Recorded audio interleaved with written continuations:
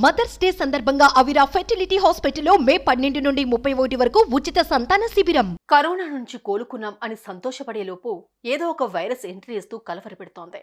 అంటువ్యాధి అవ్వడం, ఒకరి నుంచి మరొకరికి సోకుతూ ప్రాణాలు కూడా తీస్తోంది. అదే ఎల్లో ఫీవర్. ఇప్పుడు దేశంలో కేసులు కూడా నమోదవుతున్నాయి. అసలు ఏంటి ఎల్లో ఫీవర్, ఎలా సోకుతుంది, తీసుకోవాల్సిన జాగ్రత్తలేంటి?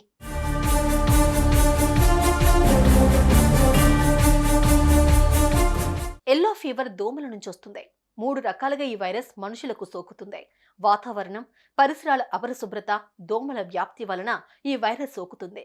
ఇది రోగనిరోధక శక్తిని తగ్గించేసి మనిషి ప్రాణాన్ని కూడా తీస్తుంది.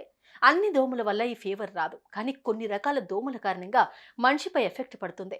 సరైన సమయంలో ట్రీట్మెంట్ తీసుకోకపోతే మాత్రం ప్రాణాలు కూడా తీస్తుంది. ఎల్లో ఫీవర్ వ్యాప్తి చేసే దోమలు ఎక్కువగా ఆఫ్రికాలోని పలు ప్రాంతాల్లో, అమెరికాలోని దక్షిణ ప్రాంతాల్లో కనిపిస్తాయి. తాజాగా ఈ వ్యాధి లక్షణాలు తమిళనాడులోని కొందరిలో కనిపించాయి. దీంతో ప్రభుత్వ యంత్రాంగం అప్రమత్తమైంది. తమిళనాడులో ఈ వ్యాధికి సంబంధించిన 3 వ్యాక్సిన్ కేంద్రాలను ఏర్పాటు చేసినట్లు ఆ రాష్ట్ర ఆరోగ్య శాఖ మంత్రి సుబ్రహ్మణ్యన్ తెలిపారు. తమిళనాడు ప్రజలు ఎల్లో ఫీవర్ వ్యాక్సిన్ తీసుకోవాలని కోరారు.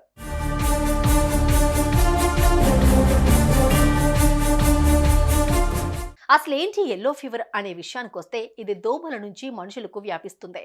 ఈడెస్ హెమగోగస్ వర్గానికి చెందిన దోమలు కోతులను కుట్టిన తర్వాత మనుషులను కుడితే ఎల్లో ఫీవర్ వస్తుంది. అలానే ఈ దోమలు గేదెలు, ఆవులను కుట్టిన తర్వాత వాటి ద్వారా వచ్చే పాలను తాగిన వారికి కూడా ఎల్లో ఫీవర్ వస్తుంది.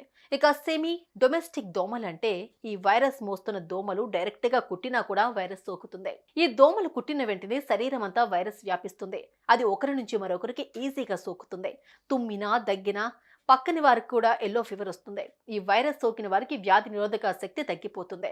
ఈ దోమలు దాడి చేస్తే హానికరమైన రసాయనాలు రక్తంలో కలిసిపోతాయి. ట్రీట్మెంట్ సరిగ్గా ఇవ్వని పక్షంలో అవి ప్రాణాలు కూడా తీస్తాయి.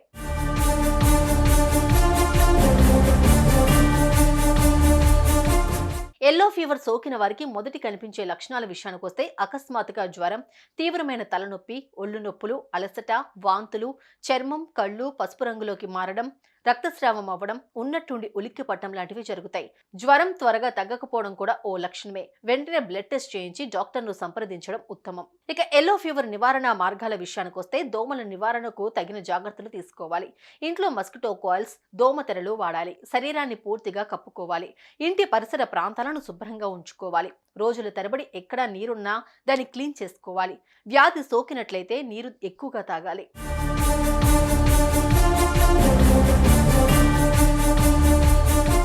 ప్రపంచ ఆరోగ్య సంస్థ కూడా ఈ వైరస్ పై హెచ్చరికలు జారీ చేసింది. ఎల్లో ఫీవర్ లక్షణాలు ఉంటే కనుక డాక్టర్ను సంప్రదించి ఐసోలేట్ అవ్వాలని కోరుతోంది. వర్షాకాలం మొదలైందంటే ఇక వైరల్ ఫీవర్లు విజృంభిస్తాయి. సో ఇంతకైనా బెటర్, జాగ్రత్తగా ఉండండి, తగిన జాగ్రత్తలు తీసుకోండి.